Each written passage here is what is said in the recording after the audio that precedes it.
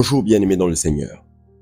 Que la paix et la grâce nous soient données de la part de Dieu notre Père et du Seigneur Jésus-Christ. Je suis ton frère en Christ, William Smanga. Cette semaine, nous apprenons à gérer notre colère sans détruire notre témoignage.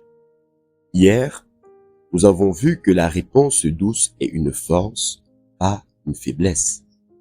Nous avons appris à choisir la douceur, même quand la tentation est forte de répondre avec dureté.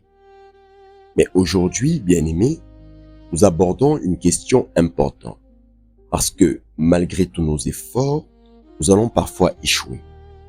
Nous allons parfois parler trop vite, nous allons crier, nous allons blesser, nous allons dire une parole que nous n'aurions pas dû dire. Alors, que faire dans ces moments-là? Comment réparer le mal que nous avons causé? Ce jeudi 27 août 2026, nous ouvrons donc la parole de Dieu dans le livre de Matthieu chapitre 5, le verset 23 et 24. Et avant de lire ce passage, bien-aimé, je voudrais que tu saisisses que demander pardon n'est pas une faiblesse. C'est un acte de courage et d'humilité. Ouvrons donc la parole dans Matthieu chapitre 5, le verset 23 à 24, qui nous dit que si donc tu présentes ton offrande à l'autel et que là tu te souviennes que ton frère a quelque chose contre toi, laisse là ton offrande devant l'autel et va d'abord te réconcilier avec ton frère. Puis viens présenter ton offrande. Amen.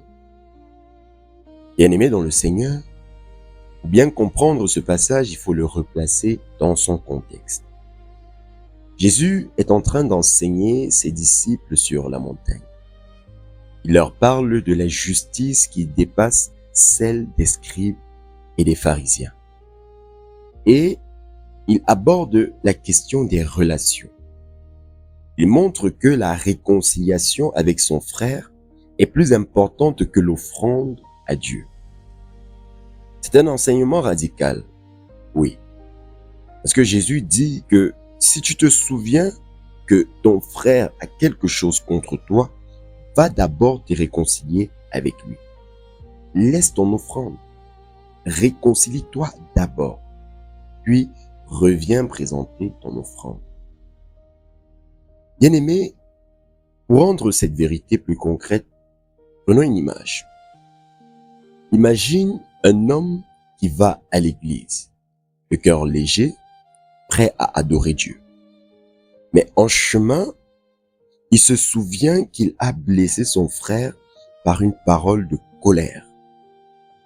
Il a un choix.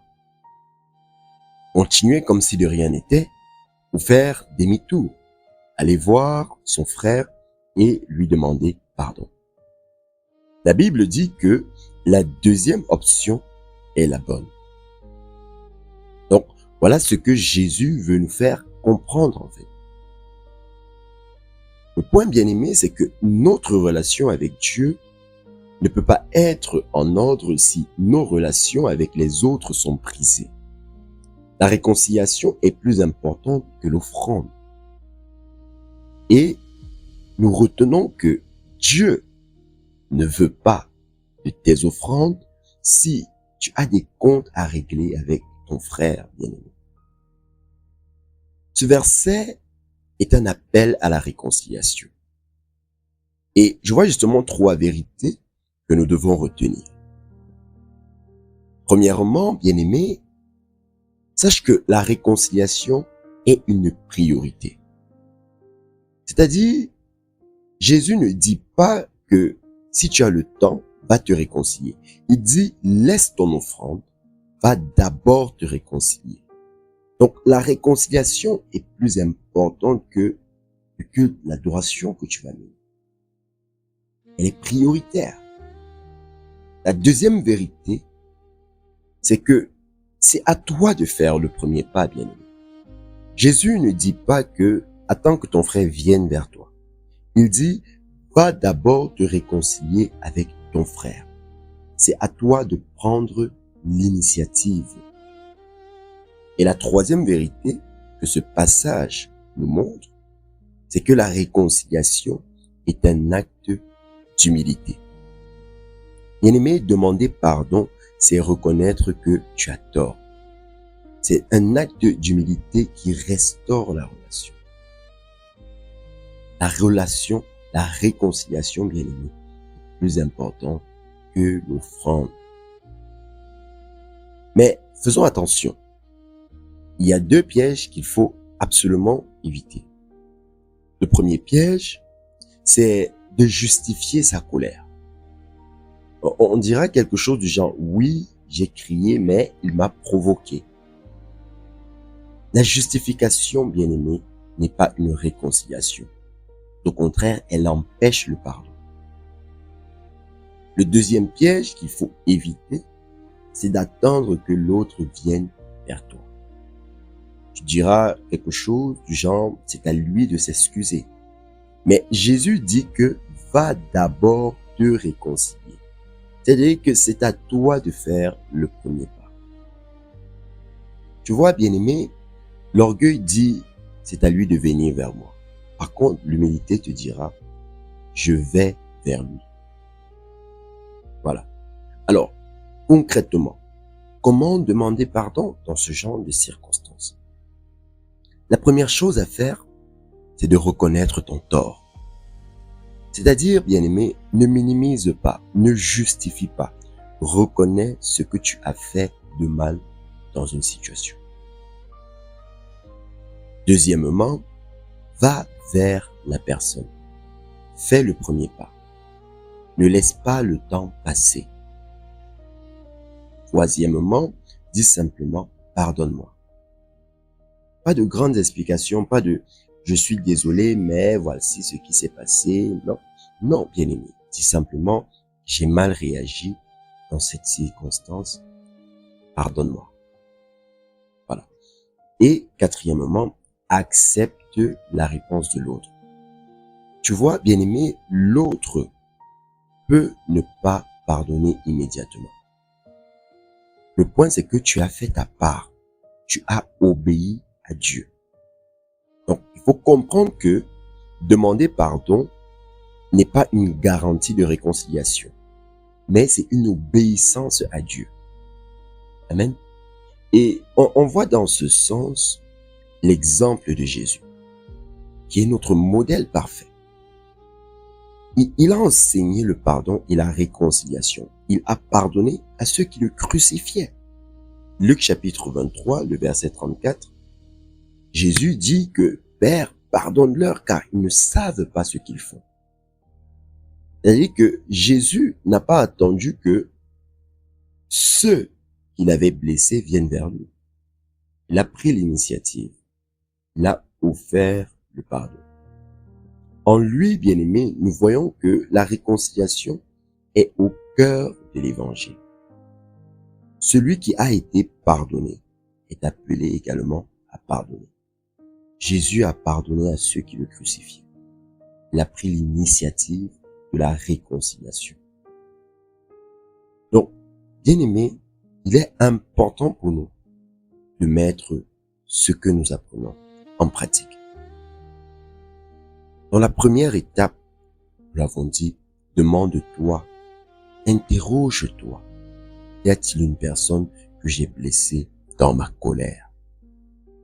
Dans la deuxième étape, bien-aimé, prends l'initiative aujourd'hui. Va vers cette personne, reconnais ton tort et demande pardon. Ne commence pas à justifier. Ne minimise pas ce que tu as fait. Dis simplement, j'ai mal réagi. Pardonne-moi. La troisième étape, bien-aimé, consiste en ce que si tu ne peux pas faire cela en personne, écris même un message ou un appel, mais fais-le.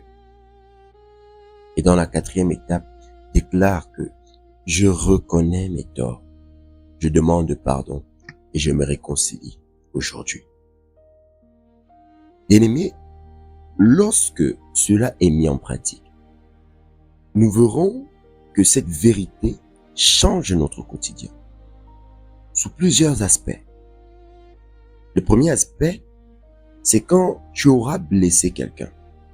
Tu verras que au lieu de laisser le temps passer, tu prendras l'initiative de demander pardon. Parce que tu auras compris que la réconciliation est plus importante que ton orgueil. Donc concrètement, bien-aimé, ne laisse pas le soleil se coucher sur ta colère. Si tu as blessé quelqu'un, répare-le aujourd'hui. Le deuxième aspect, c'est quand tu seras tenté de justifier ta colère. Bien-aimé, tu comprendras que au lieu de te justifier, il faut plutôt reconnaître ton tort. L'humilité est plus importante que la justification. Donc concrètement, dis simplement, j'ai mal réagi. Pardonne-moi. Pas, mais, non. Ne commence pas à donner des justifications. Mais il faut comprendre que quand tu fais comme ça fait non. J'ai mal réagi, pardonne. Voilà. Le troisième aspect, c'est quand tu viendras devant Dieu. Tu verras que au lieu de venir avec une offrande et un cœur non réconcilié, tu te réconcilieras d'abord, puis tu viendras adorer. N'est-ce pas? Donc concrètement, avant de prier, demande-toi, y a-t-il quelqu'un avec qui je dois me réconcilier? Et arrange le problème. Donc en quelques mots, bien-aimés, ce qu'il faut retenir de cette méditation, c'est que demander pardon n'est pas une faiblesse. C'est un acte de courage et d'humilité. Si tu as blessé quelqu'un, répare-le. La réconciliation est plus importante que ton orgueil. Voilà. Et c'est ce que je voulais partager avec toi aujourd'hui. Si cette méditation t'a touché, écris simplement en commentaire, bien-aimé, Seigneur, donne-moi l'humilité de demander pardon. Fais-le, bien-aimé. Et rejoins aussi notre groupe de suivi actif chaque jour dans la présence de Dieu sur WhatsApp. Les liens sont en description. Afin de clôturer cette méditation, prions ensemble et recommandons toute notre situation entre les mains de Dieu. Nous sommes en prière. Adorable Père céleste, nous venons à toi dans le nom puissant et souverain de Jésus-Christ. C'est une grâce que tu nous donnes de nous prosterner devant ton trône de grâce et nous t'en sommes reconnaissants. Pardonne-nous, ô Père éternel, pour nos manquements. En ce jour, nous te demandons de nous donner l'humilité de reconnaître nos torts et de demander pardon, que nous ne laissions pas l'orgueil nous empêcher de réparer ce que nous avons brisé. Apprends-nous à faire le premier pas vers la réconciliation. Que nous ne justifions pas notre colère, mais que nous la reconnaissions et que nous puissions la réparer. Jésus a pardonné à ceux qui le crucifiaient. Il a pris l'initiative de la réconciliation. En lui, nous voyons que la réconciliation est au cœur de l'évangile. C'est pourquoi nous te supplions en ce jour, aide-nous à marcher sur ces traces. Que nous devenions conformes à l'image du Christ et que la gloire et l'honneur te reviennent. Guide nos pas, dirige-nous par la vertu de ton Saint-Esprit. Au nom de Jésus-Christ. Amen.